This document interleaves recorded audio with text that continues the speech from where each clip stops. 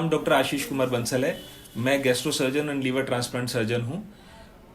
मेरे पास शशि बालाजी दिसंबर के 21 तारीख को यहाँ पे चरक अस्पताल में आई थी। तब इनको जॉन्डिस की तकलीफ थी। हम लोगों ने जांच किया तो जांच में पाया कि इनको पित्त की थैली का कैंसर है, जो कि हाइलम इन्वॉल्व है, जिसको CAGB नेक बोलते हैं, और जॉन्डिस आ गया था। उनका बिलिरुबिन उस समय में 6 था। तब ये एक अपर लिमिट होती है, बिना सर्जरी को, बिना पहले स्टेंट किए, बिना सर्जरी करने की 6-7 अपर लिमिट रहती है।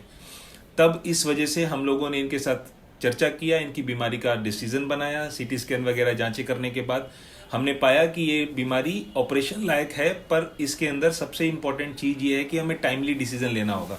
अगर हम डिसीजन लेने में समय लगाते हैं और ये पीलिया बढ़ के 10-15 हो जाएगा, तो हमको पहले एंडोस्कोपी करके पीलिया कम करना पड़ेगा, और उसके लिए हमको 4 से 6 हफ्ता फिर वेट करना पड़ेगा।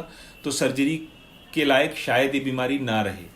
तो हम लोगों ने इनसे बहुत डिटेल में हमारी विचार विमर्श हुआ, और ये एक एजुकेटेड परिवार था, तो इन लोगों ने बहुत जल्दी डिसीजन लिया। और जिस दिन हम लोगों ने जांच किया, उसके दूसरे ही दिन हम ऑपरेशन कर पाए, क्योंकि सब लोग यही चाहते थे कि हम जल्दी से जल्दी सर्जरी करें ताकि बीमारी बढ़े ना। तो ऑपरेशन के दौरान जब हमने देखा कि इनको पित्त की नली का नेक का कैंसर है, जो कि हाइलम में इन्वॉल्व था, उसके आसपास की जो खून की नसें होती हैं, जो right hepatic artery, right portal vein, left portal vein और लेफ्ट हिपैटिक आर्टरी, वो सारी चीज़ें फ्री थी, सिर्फ CBD इन्वॉल्व था। तो इस वजह से हम लोगों ने इनका CBD एक्सीजन करके और हाइलम में ऊपर डिवाइड किया, और हमें 5 डिफरेंट बाइल डक्ट मिली, जिसको हमें 5 डक्ट को 5 एनेस्टमोसिस करके हिपैटिकोजेजुनोस्टमी करना पड़ा, जिनमें से 2 डक्ट में हमने ट्रांस एनेस्टमोटिक स्टेंट भी छोड़ा। ऑपरेशन के बाद इनका रिकवरी अच्छा था। अब इनका एक्सपीरियंस को हम इनके शब्दों में जानेंगे।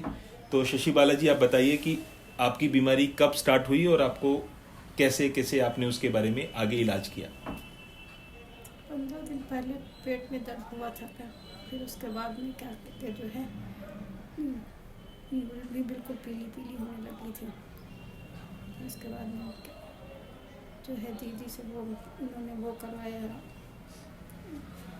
जांच टेस्ट करवाया, तो उसमें जो है मालूम हुआ कि क्या कहते जो है लीवर इतना उस पर है। तो ऑपरेशन जब आपका हुआ, ऑपरेशन के बाद में आपकी नाक की जो पाइप पड़ी थी वो कब निकाली गई? तीसरे दिन शायद। दूसरे तीसरे दिन। तो अब खाना पीना कब शुरू हुआ? खाना पीना क्या कहते हैं तीसरे चौथे दिन से शुरू हो गया था। ऑपरेशन के बाद खाना पीना शुरू हो गया। ऑपरेशन के बाद ड्रेसिंग कितनी बार करना पड़ा?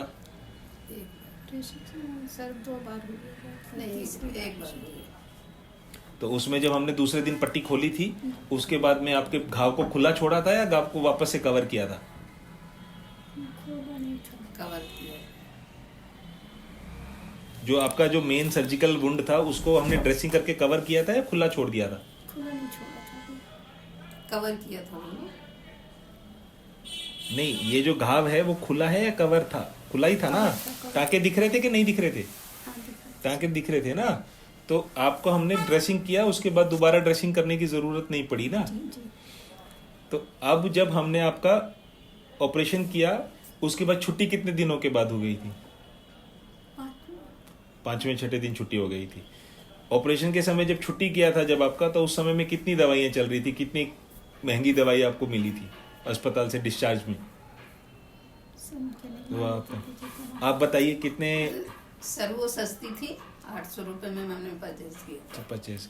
तो बस यही आपको बताना था कि इसमें डिस्चार्ज, जब ऑपरेशन हमारा सक्सेसफुली हो जाता है, जिसमें इन्फेक्शन का रिस्क कम रहता है, तो हमें पोस्ट ऑप में एंटीबायोटिक नहीं देना पड़ता। डिस्चार्ज के समय में हमने सिर्फ पेंटोप्राजोल और डोलो टैबलेट, बाकी इनकी BP की दवाइयों के साथ में इनको छुट्टी किया था। और आज ये सर्जरी के बाद 14वें दिन के बाद हमारे पास आई हैं। इनके हमने सारे टाँके निकाल दिए हैं। जो ट्रांस एनेस्टमोटिक स्टेंट अभी पड़ा है, उसको हम 3 महीने के बाद निकालेंगे, और इनका रिकवरी अच्छा है। इनकी बायोप्सी रिपोर्ट में ट्यूमर का स्टेज T3 और N1 है, जिसमें 2 लिम्फ नोड, 26 लिम्फ नोड जो हमने रिट्रीव किए, उसमें से 2 लिम्फ नोड पॉजिटिव हैं। अब इनको हम आगे कीमोथेरेपी के लिए रेफर करेंगे।